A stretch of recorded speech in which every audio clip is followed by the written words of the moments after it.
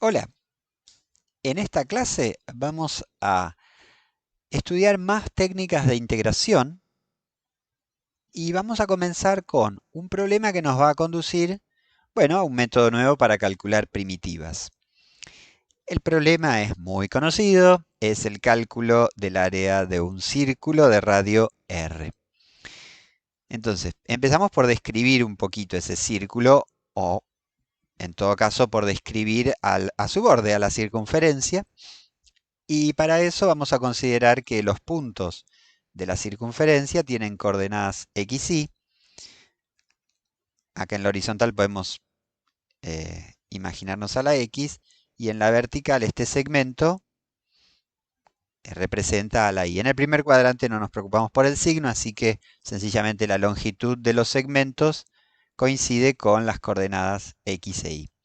Y por teorema de Pitágoras podemos decir que el cuadrado de x más el cuadrado de y es el cuadrado de este radio, de donde nos queda esta ecuación para la circunferencia. Los puntos de la circunferencia quedan caracterizados por esta ecuación. Como solo voy a usar puntos con coordenada y positiva, el despeje de la y me conduce a esta fórmula. En particular me voy a concentrar en el primer cuadrante. ¿Por qué? Porque si logro calcular el área bajo esta curva azul, este cuarto de circunferencia, el área entre esta curva y el eje horizontal, después el área del círculo va a ser 4 veces esa área. Así que escribimos que el área del círculo es la integral de la raíz de r cuadrado menos x cuadrado diferencial x, donde la x va a variar entre 0 y r. Bueno, hasta ahí todo muy lindo, pero el problema es que no tenemos una primitiva. Si tuviéramos una primitiva de esta fórmula, bueno, listo, regla de Barrow, estudias la primitiva en R, le restás la primitiva en 0 y todos contentos. Pero no la tenemos. Por cierto, acá me estaba olvidando, esto no nos da el área del círculo completo, sino que nos da el área de un cuarto, con lo cual habría de multiplicar por 4 o si prefieren decir que el área del círculo dividida por 4 es eso. Vamos a poner el 4 acá. Entonces, ¿cómo hacemos para calcular una primitiva de esto? Bueno, hay un trabajo por hacer ahí. No podemos usar los métodos que veníamos usando. Integración por partes, por sustitución, no parece que vayan a andar. Piénsenlo un ratito, pero yo no les veo futuro a usar eso. Entonces, lo que vamos a usar es una técnica que les voy a presentar que consiste en hacer una sustitución. Es una sustitución, pero no como las que estábamos usando. Miren, le vamos a prestar atención a este ángulo, al ángulo que se forma entre el radio y el eje vertical. Y vamos a pensar qué ocurre a medida que la x varía desde 0 hasta r. A medida que la x hace este recorrido, pueden mirarla aquí, a medida que la x varía desde 0 hasta r, el ángulo t varía desde 0 hasta pi sobre 2. Y lo que me interesa destacar es lo siguiente. El seno de t es igual al opuesto, justamente x, ¿sí?, dividido por la hipotenusa, r, de donde puedo establecer esta relación. X, esa x que se está moviendo, la podemos describir en términos de el ángulo t. Y así como la x varía entre 0 y r, el ángulo t va a variar entre 0 y pi sobre 2.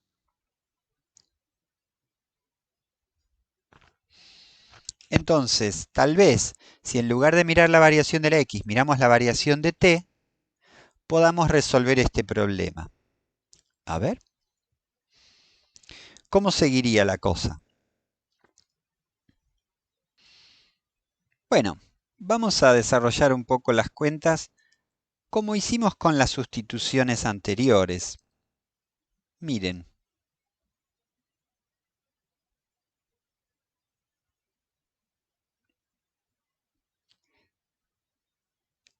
Ahora la sustitución, si lo piensan un poquito, estamos yendo al revés.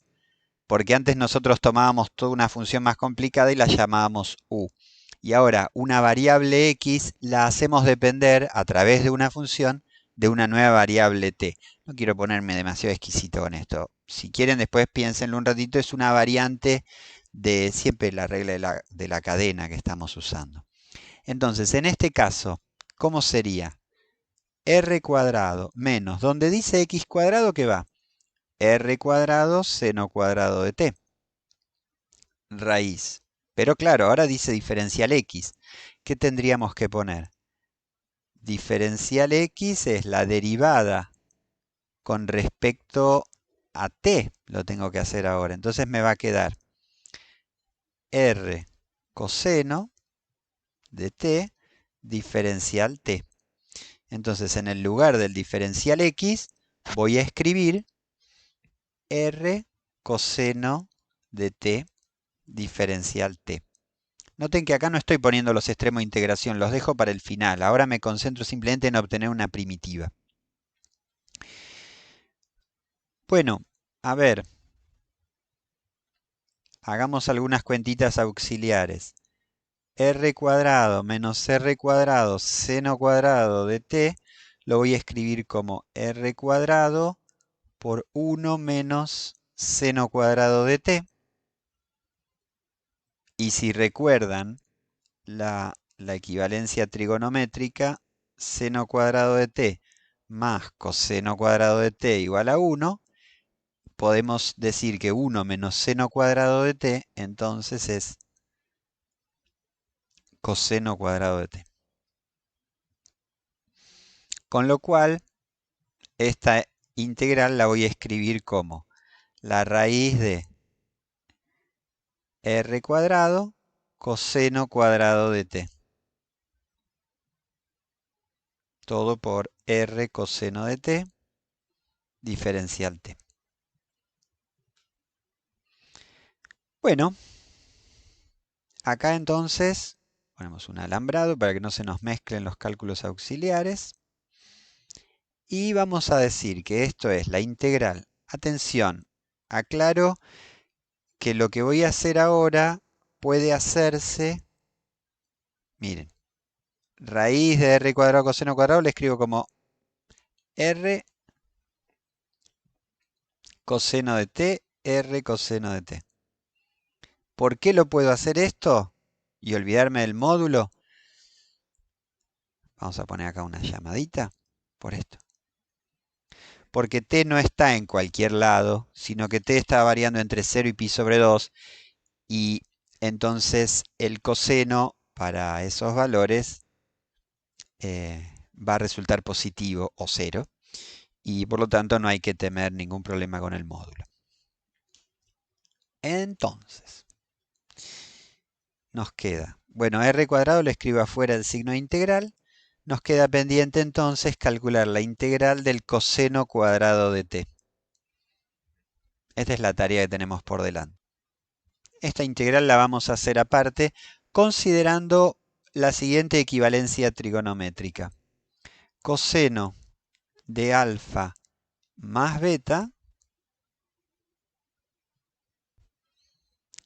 es igual a coseno de alfa, coseno de beta, menos seno de alfa, seno de beta. Como ya les dije en alguna otra clase, verifiquen estas equivalencias en cualquier libro con un repaso de trigonometría. A mí en particular en este momento me interesa esto. Si elijo que alfa y beta sean iguales y les asigno el valor de t, me va a quedar esto. Coseno de alfa por coseno de beta va a ser coseno de t por coseno de t. Y seno de alfa por seno de beta va a ser el seno de t por el seno de t. O sea que ya casi lo tenemos, porque vamos a escribir, necesito alguna expresión que hable del coseno cuadrado de t, nada más. Entonces, ¿cómo voy a arreglar las cosas acá? Voy a poner coseno de 2t, y acá voy a escribir coseno cuadrado de t menos, bueno, jugando de nuevo con la equivalencia trigonométrica, 1 menos coseno cuadrado de t. Entonces llegamos a esto, coseno de 2t es igual a coseno cuadrado de t más coseno cuadrado de t. Acá va a haber 2 coseno cuadrado de t menos 1. Ya estamos para despejar. Y entonces tenemos esta equivalencia trigonométrica que nos va a venir lo más bien. 1 más coseno de 2t dividido por 2. Y esto es mucho más fácil de integrar. Entonces, ya está. Acá ponemos otro alambrado.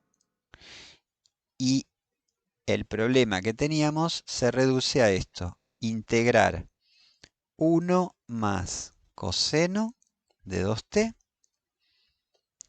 sobre 2. Y estas son inmediatas. A ver, me queda r cuadrado sobre 2. La integral de 1 es t. Y la integral del coseno de 2t les dejo para hacer el detalle. Si no la ven, hacen una sustitución. Queda seno de 2t dividido por 2, ¿no? A ver. Bueno, no sé, probamos y derivamos, a ver si anduve bien. La derivada de t es 1. Y la derivada del seno de 2t sobre 2, ¿qué va a ser? Coseno de 2t por 2 dividido 2. Queda coseno de 2t. Si no me creen, hagan las cuentas despacito y convénzanse de que esto es así. No voy a escribir la constante de integración porque ahora lo vamos a hacer directamente para la regla de Barrow. Bueno, ahí está nuestra primitiva, pero cuidado. Ahora tenemos que considerar la variación de t. Cuando x varía entre 0 y r, t varía entre 0 y pi sobre 2. Alambramos un poquito. Y nos queda, bueno, a ver, cuentas. 2r cuadrado por pi sobre 2 más seno de pi. ¿Cuánto es el seno de pi? Es 0. Menos 0 menos seno de 0. Bueno. ¡Uy, mirá! ¿Y cuánto quedó? Pi por radio al cuadrado.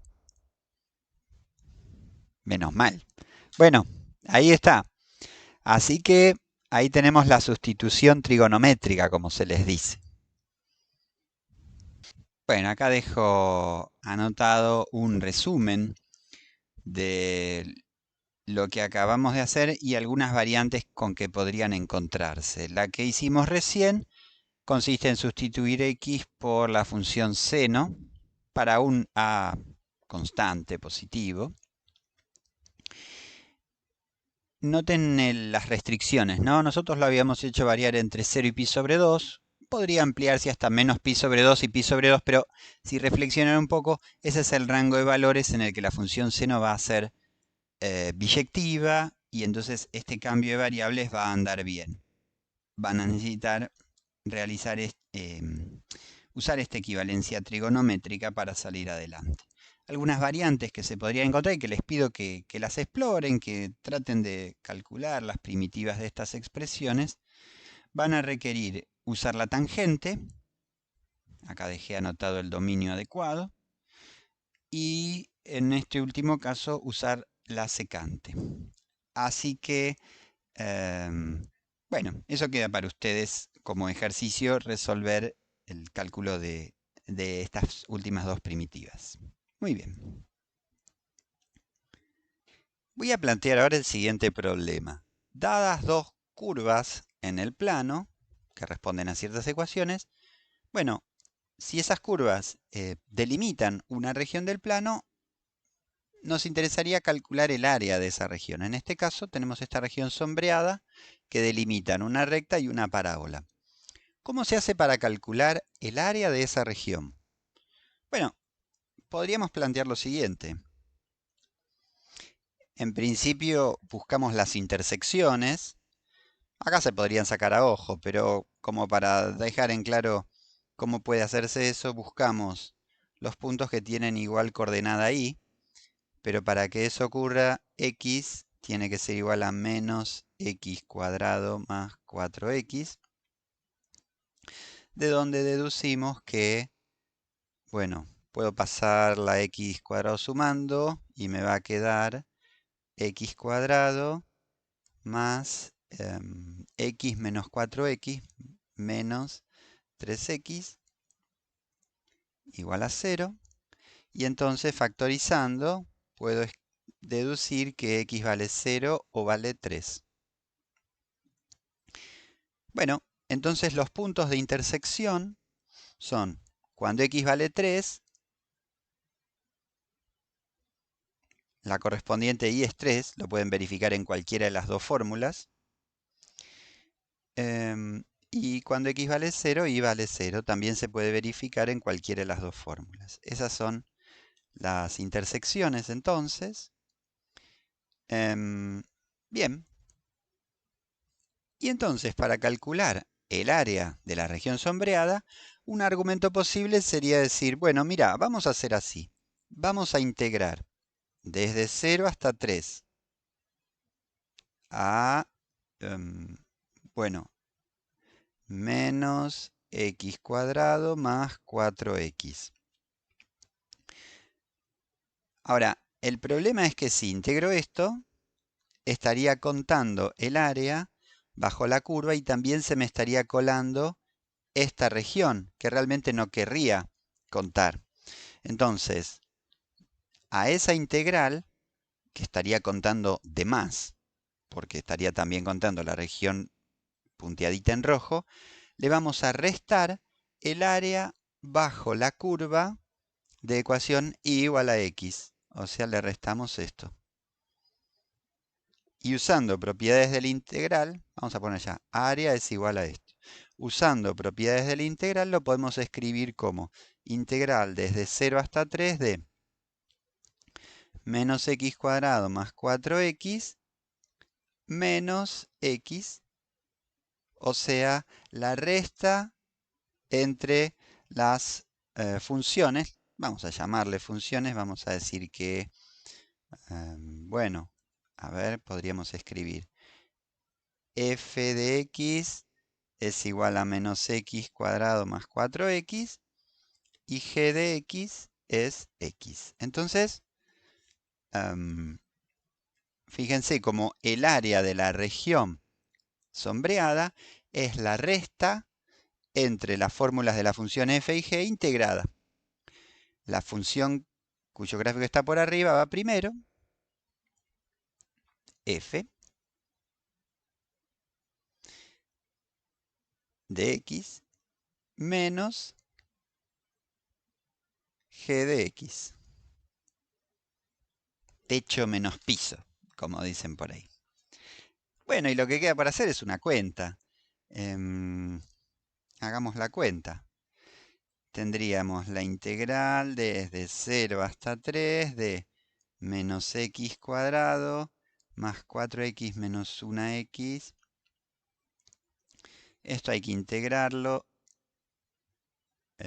Nos va a quedar menos x cubo sobre 3 más 3x cuadrado sobre 2 evaluado entre 0 y 3. Bueno, y esto da lo que da. Bueno, el resultado es 9 medios. Hagan la cuenta y compénsanse. Fíjense como el resultado, que lo puedo expresar como 4,5, se puede estimar, no digo que sea exacto, pero si dibujamos una grilla aquí, como el gráfico es relativamente sencillo, podemos estimar ese valor. Miren, acá seguro que tengo 1 y 2 triangulitos que van a ser una unidad cuadrada completa. Acá hay otra, ya vamos 2. Acá, trazo grueso, tenemos otra, vamos 3. Y si miramos por aquí, con esto tenemos un poquito más de una. O sea, tendría que dar en torno a 4. Fíjense como una estimación entonces, en este caso es viable, y siempre que sea viable recomiendo que estimen más o menos cuánto puede dar la integral, porque no estoy diciendo el valor exacto, pero Si las cuentas me hubieran dado 95, te decía, mirá, no puede dar 95 esto. Quiero plantear hasta dónde podemos generalizar lo que hicimos recién. Es decir, supongamos que tenemos dos curvas. Vamos a decir que una responde a una expresión donde las y son función de x, la llamamos f, y la otra g de x. Y bueno, los gráficos determinan una región, pero ya tal vez quedan partes por debajo del eje horizontal, con lo cual ese argumento de resta de áreas es en todo caso un poco más problemático. Quiero ver si podemos generalizar lo que hicimos. La respuesta, les anticipo, es que sí, o sea, sigue pudiendo calcularse el área como la resta entre la función que es mayor y la función que es menor. En este caso vamos a tratar de ordenar un poco las cosas. Veamos. Supongamos que las funciones tienen intersecciones en puntos con abscisa A, abscisa B. Bueno, en esa región, vamos a decir, para todo x entre A y B, la función f devuelve valores mayores o iguales que la función g. No es cierto para todo el dominio, es cierto en la región entre A y B, ¿no? Entonces, en esa región, lo que pretendemos es calcular el área. Y vamos a usar el siguiente argumento, que es una repetición de lo que venimos pensando y estudiando sobre sumas de Riemann. Miren esto. Fíjense lo que dibujé. Dibujé un rectangulito de los que consideramos cuando hacemos sumas de Riemann. No dibujo el resto. Pero, ¿cuál es la idea? Y la de siempre, que a la región que pretendemos estudiar la vamos a aproximar con rectángulos. Entonces, en cada subintervalo de la partición que podamos hacer, elegimos un punto de muestra, x sub y estrella, y nos fijamos. Para ese x sub y estrella, ¿cuál es la altura que devuelve la función f? ¿Y cuál es la altura que devuelve la función g? A la altura se entiende, ¿no? En la coordenada y, en este caso va a ser negativa. Bueno, y este rectangulito que aproxima a una franja de la región, ¿qué altura tiene? Bueno, la altura que tiene es la diferencia entre f y g. Entonces, después lo que sigue es lo de siempre. Si hacemos particiones cada vez más finas, o sea, si hacemos que la cantidad de rectángulos tienda a infinito y si el límite existe, bueno, ese límite de las sumas de Riemann es el área. No voy a escribir los detalles, pero creo que este argumento debería entonces explicar por qué el área va a ser la integral entre a y b de f menos g de x diferencial x. ¿Está bien? Entonces, de vuelta, ¿por qué surge esto? Y bueno, porque esta integral representa justamente el límite de sumas de Riemann donde se calcula esta f en x y estrella menos g en x y estrella. O sea, esta integral es el límite de aproximaciones con rectangulitos como este. Bueno, ahí lo dejé un poquito más ordenado. Entonces, el área de la región delimitada por las curvas y igual a f de x y igual a g de x, junto con las rectas verticales de ecuación x igual a, x igual a b, con f y g continuas, para que sea posible integrar. Si f es mayor o igual que g en ese intervalo, entonces integramos la resta. Y eso nos da el área de la región.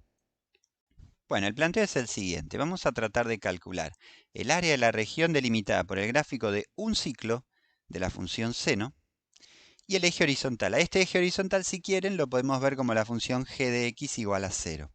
Entonces, ¿qué pasaría si nosotros trabajamos como hasta hace un ratito? Si decimos, bueno, integramos entre 0 y 2pi la diferencia entre las funciones f y g, en este caso, seno de x menos 0. O sea, integramos entre 0 y 2pi al seno. ¿Qué va a ocurrir? Y bueno, lo que va a ocurrir es que no va a darnos realmente el área de la región buscada, sino que nos va a dar, como habíamos dicho alguna vez, el área neta, es decir, la diferencia entre área por encima y área por debajo del eje horizontal. Visiblemente esto va a dar 0, se va a producir una compensación de áreas que nos va a llevar a 0. Si no me creen, realicen esta cuenta, pero va a dar 0.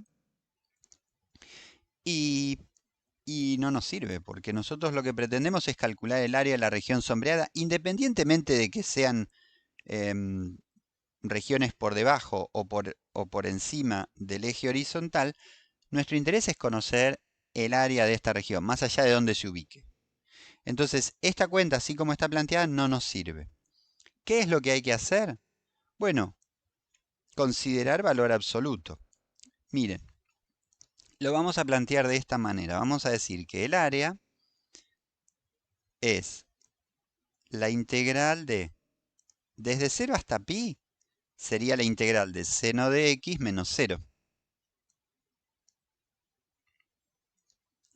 Mientras que desde pi hasta 2pi, ¿quién está por encima? La función 0. Y por debajo está la función seno de x. ¿Cuál es la ventaja de plantearlo así? Que ahora sí nos van a quedar integrandos que en sus dominios van a ser positivos. El seno de x es positivo entre 0 y pi. Y acá que va a quedar menos el seno de x, que es positivo entre pi y 2pi. Menos, recalco, menos el seno de x es lo que va a ser positivo en esta región. Bueno, ahora sí, lo que nos queda por hacer son cuentas. Vamos a integrar el seno. Primitiva del seno es menos coseno. Lo vamos a evaluar entre 0 y pi. Y después tenemos que buscar una primitiva de menos seno, coseno. Lo vamos a evaluar entre pi y 2pi. Esto nos da, bueno, menos coseno de pi, menos coseno de pi. El coseno de pi es menos 1. Esto es un lío de signos. Estoy haciendo menos coseno evaluado en pi. Menos 1. Ahora voy a restar menos coseno evaluado en 0. Voy a restar. ¿Y cuánto es menos coseno de 0? Es menos 1. Voy a restar menos 1. Despacito con los signos. Más coseno de 2pi, que es 1. Menos coseno de pi, que es menos 1. Bueno, al final de todo este lío de signos, si no le erré, me queda que son todos sumandos 1. Así que el área es 4. Fíjense que podemos señalar que lo que hicimos recién fue identificar que entre 0 y pi el seno estaba por encima del 0 y entonces integramos seno menos 0. Mientras que entre pi y 2pi identificamos que el 0 estaba por encima del seno y entonces integramos 0 menos seno. Es decir, lo que hicimos fue ir identificando secciones y en cada sección hicimos la función más grande menos la función más chica. O sea, por tramos hicimos lo que habíamos hecho en el ejemplo anterior.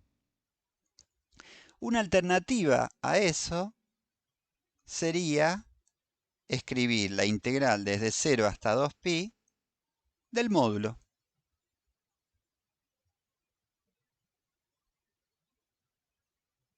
Porque esto resume el procedimiento anterior. Fíjense, cuando estás entre 0 y pi, el módulo de esto te lo deja salir como vino, porque es positivo.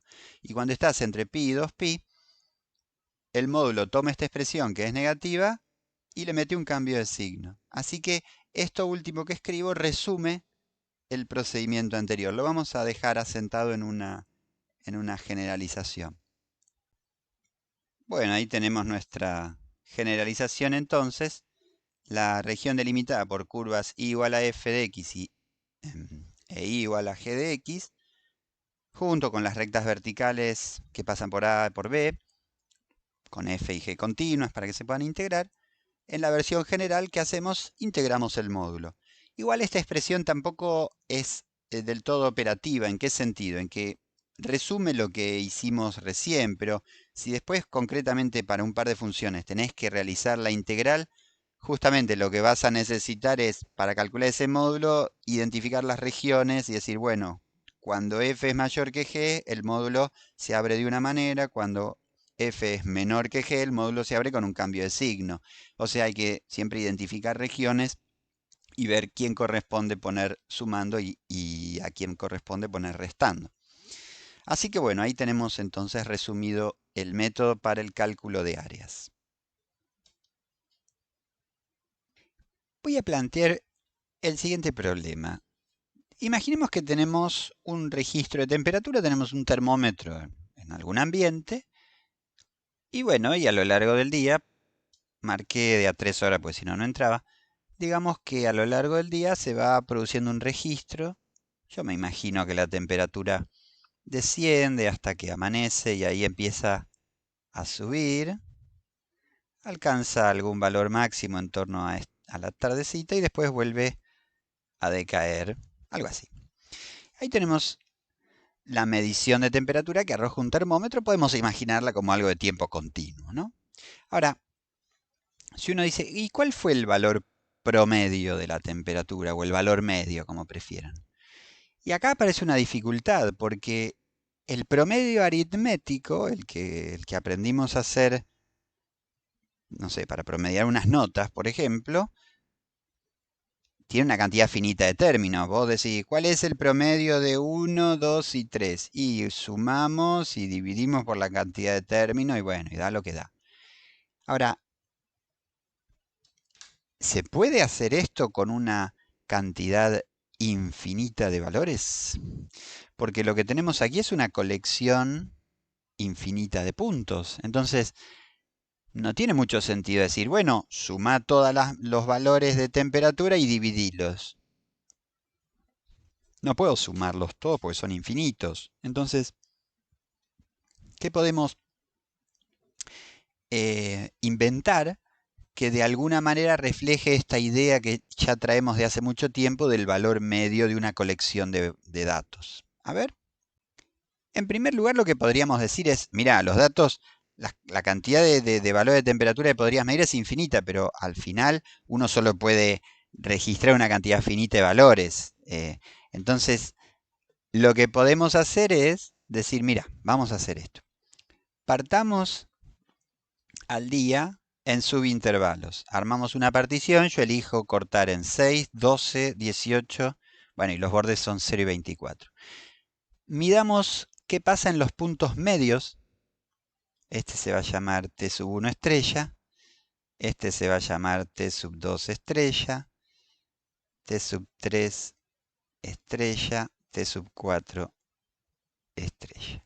Entonces, medimos el valor de temperatura que se alcanza en estos puntos. Y lo que vamos a hacer es promediar estos valores, que son evidentemente una colección finita. Entonces, vamos a decir esto. La temperatura, T grande vamos a poner, promedio, es aproximadamente, y vamos a escribir F de T1 estrella, más F de T2 estrella, más, bueno, ya se imaginarán. Y entonces, si tenemos 4 términos, dividimos por 4. Como verán, yo puse aquí que la temperatura promedio es aproximadamente esto porque, bueno, porque elegí 4, podría haber elegido 2 o 1000. Elegí eso. Podríamos incluso señalar que al elegir estas mediciones, lo que estamos haciendo es como si, por ejemplo, en el intervalo 0,6 la temperatura hubiera sido parejamente de, ¿cuánto habrá acá? Digamos 18 grados. O sea, al poner f de T1 estrella, lo que estoy haciendo es simplificando toda la complejidad que hubo en estas primeras 6 horas, la estoy reduciendo a una temperatura constante. Lo mismo podríamos decir para el segundo paso, ¿no? Estamos reemplazando la complejidad de la función por rectángulos. que no son exactos, lo sabemos, pero de alguna manera reflejan lo que pasó sin exactitud, pero ya se imaginarán cómo sigue la historia. Ahora, si uno quiere una medición de mejor calidad, lo que tiene que hacer es afinar la partición del día, o sea, producir más mediciones. A ver, escribamos algo de esto. Vamos a poner, si partimos al intervalo 0,24 en n, vamos a partirlo en n subintervalos. Cada uno va a ser de longitud 24 dividido n. Esto nos va a dar el paso, el delta t. En nuestro ejemplo, lo que está dibujado en este momento, tendríamos 24 dividido 4, que es 6. Justamente el delta t para lo que está dibujado es de 6, o sea, subintervalos que miden 6 horas. Estás simplificando todo a que, bueno, cada 6 horas tenés supuestamente un valor constante de temperatura. Esa es nuestra simplificación. ¿Y cómo quedaría la temperatura promedio en este caso? En el caso general, uno haría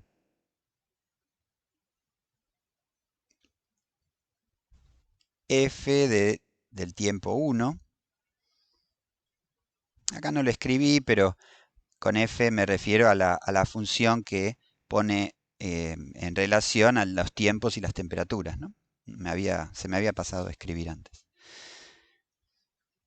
F de T1 estrella, F de T2 estrella, bla, bla, bla, bla, bla, hasta la enésima medición. Entonces dividimos por n. Y permítanme hacer este intercambio. Miren, donde dice n, voy a escribir 24 sobre delta t. Entonces, ¿qué estoy diciendo aquí? Dividir por n es como multiplicar por 1 sobre n, o sea, delta t sobre 24. Todo esto afectando a, bueno, la sumatoria, ¿no?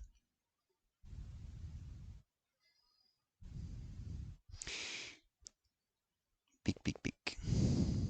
F de Tn estrella. Muy bien. Uno más, un pasito más.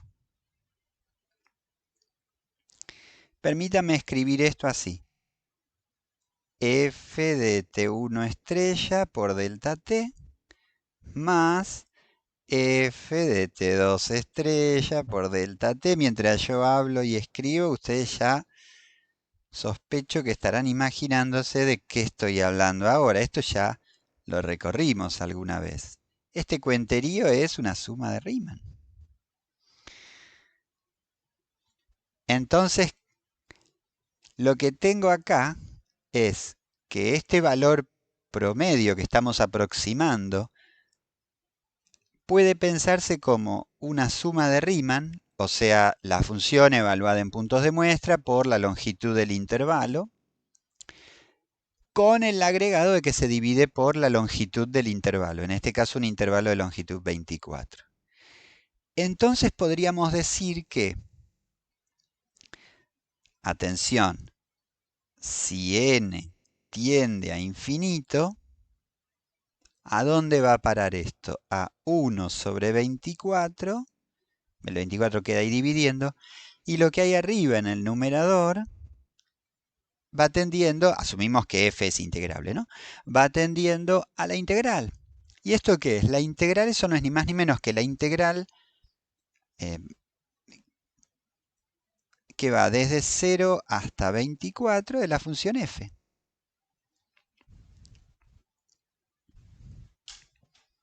Ah, así que ahí tengo entonces que en el límite,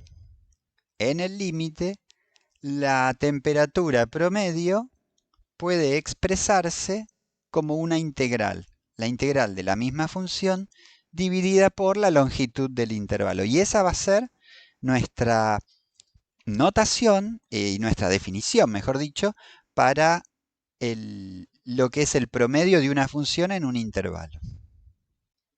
Bueno, ahí tenemos anotada la definición, el valor promedio, a veces valor medio, de la función en un intervalo AB es, por supuesto, siempre es una función integrable, es la integral de la función dividida por la longitud del intervalo. Bueno, vamos a mirar este ejemplo. Vamos a conseguir una función cuadrática. La escribí en forma factorizada para destacar que las raíces son 4 y 0. Acá se ve su gráfico. La integral a lo largo del intervalo 0,4, bueno, da aproximadamente 21,3. Habría que hacer las cuentas para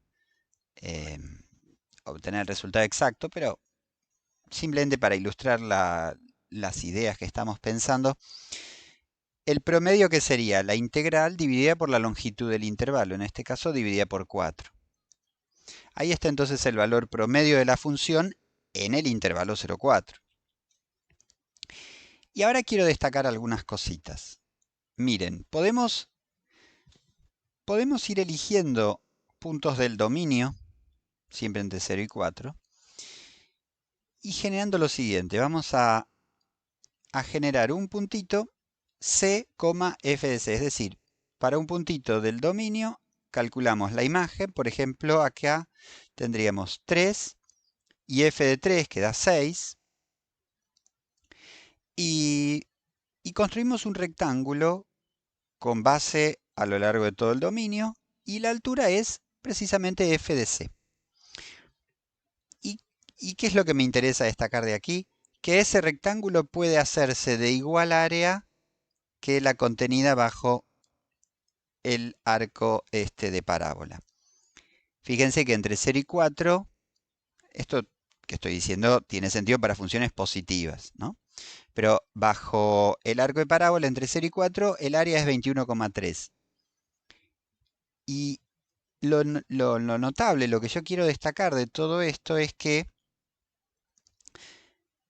si vamos recorriendo el dominio, vamos a poder encontrar un puntito, miren, vamos a poder encontrar un puntito para el cual ocurre lo siguiente. La imagen de ese punto te da una altura, y si construís el rectángulo con esa altura, acá está escrito, tenemos un rectángulo de base 3 y altura f de c que es 5,3. O sea que el rectángulo tiene área 4 por 5,3, es 21,3. Son valores redondeados, si hacen la cuenta no se van a dar, se va a poner en evidencia, pero me interesa, insisto, destacar los conceptos que hay aquí. A ver si logramos ordenar todo lo que se hizo aquí. Lo que estoy diciendo es que para una función, en este caso positiva, podemos encontrar un rectángulo que tiene igual área que el área de la región bajo la curva, entre la curva y el eje horizontal.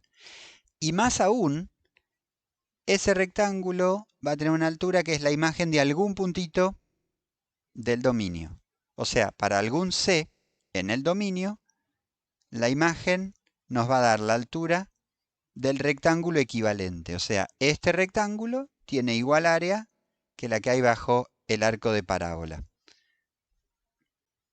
Si prefieren, podemos pensar, porque es equivalente, que la imagen de ese punto C es el valor medio.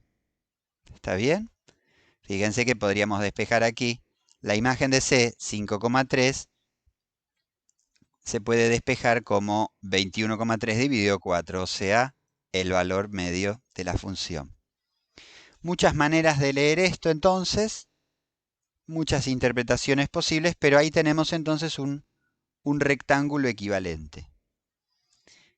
Bueno, esto que ocurrió para esta función no es una casualidad, sino que es parte de algo más amplio y justamente es lo que vamos a enunciar como teorema del valor medio integral.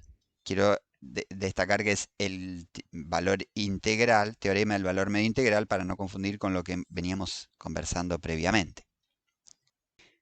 Bueno, ahí está entonces enunciado. Fíjense que lo escribí de dos maneras que son equivalentes, simplemente una es un despeje de la otra, pero me parece que puede ser interesante ver que se pueden interpretar de dos maneras, bueno, como veníamos conversando. Fíjense, acá a la derecha uno podría decir, para f positiva, que el área bajo la curva es igual a la base de un rectángulo por una altura adecuada que se alcanza en un punto adecuado.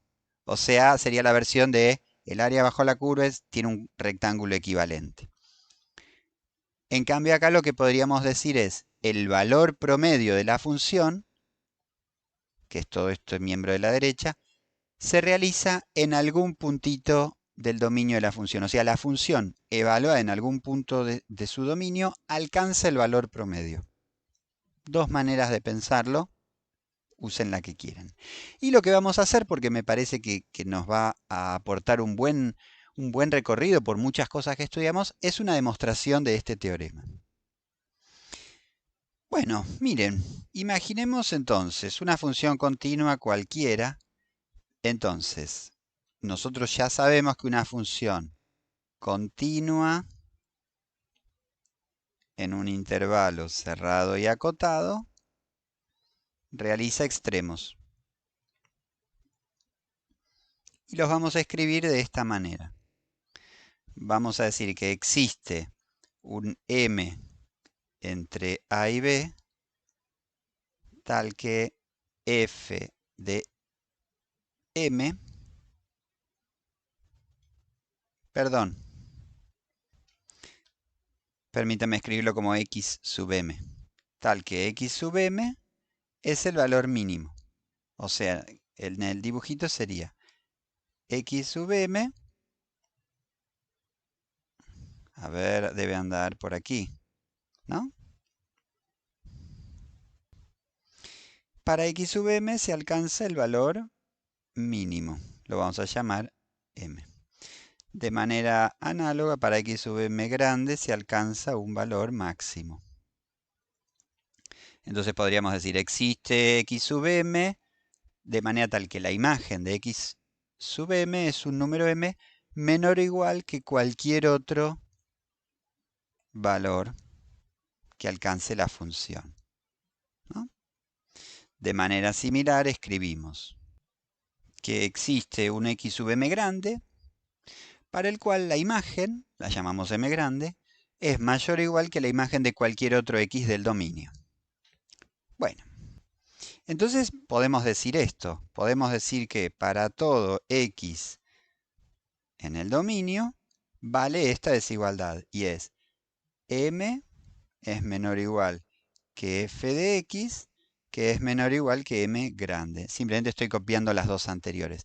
Y miren lo que voy a hacer ahora. Voy a integrar. Porque si es cierta esta desigualdad, y esto es una propiedad de las integrales, bastante creíble, por cierto, si integras algo más chico, el resultado va a ser más chico. Entonces, la habíamos mencionado en algún momento. La integración entonces preserva esta desigualdad. Bueno, pero ¿qué va a pasar aquí? Si vos integras una m a lo largo de un intervalo que va desde a hasta b, te queda m por b menos a.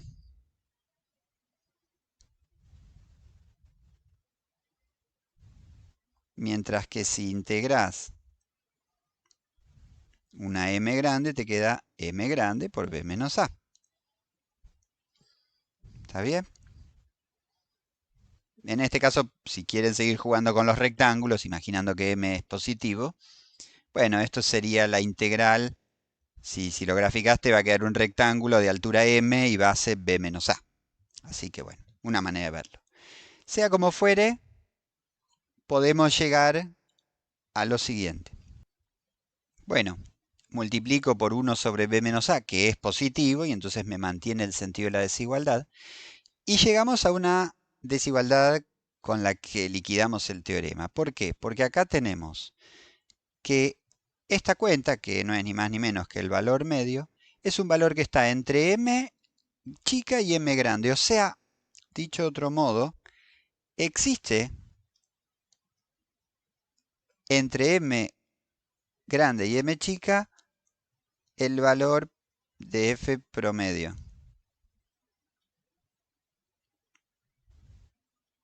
El promedio de la función está entre el mínimo y el máximo, cosa que no debería sorprender mucho. Lo digo de nuevo y lo pensás y decís, sí, parece que está bien. El promedio de la función está entre el mínimo y el máximo. ¿Y dónde va a estar? Sería raro que el valor medio de la función estuviera por encima del máximo, ¿no? Bueno, pero si eso es así, liquidamos este teorema con el teorema de los valores intermedios. Una función continua alcanza todos los valores intermedios entre los valores que alcanza en un intervalo. Miremos un poquito. Tenemos un intervalo delimitado por xm y xm. Podrían estar en otro orden, pero hay un intervalo delimitado por xm y xm. Sabemos que en este intervalo la función va a alcanzar todos los valores intermedios entre el mínimo y el máximo. En particular existe un c para el cual va a alcanzar este valor intermedio, que no es ni más ni menos que el promedio de la función. Vamos a escribir entonces que por teorema de valores intermedios existe c entre xm y xm chica, tal que la función en c alcanza a este valor intermedio, o sea, alcanza el valor 1 sobre b menos a por la integral de f de x diferencial x. Y ahí está terminada la demostración del teorema. Bueno, con esto cerramos nuestro recorrido por el curso teórico de análisis matemático básico. Por supuesto, hay muchísimas cosas más para hacer y para estudiar, pero espero que les haya servido como un panorama del cálculo. Así que bueno, quedo a disposición para recibir comentarios, sugerencias, ¿sí? Y bueno, y les deseo éxitos en sus exámenes y ojalá que disfruten este curso y esta disciplina. Chau, chau.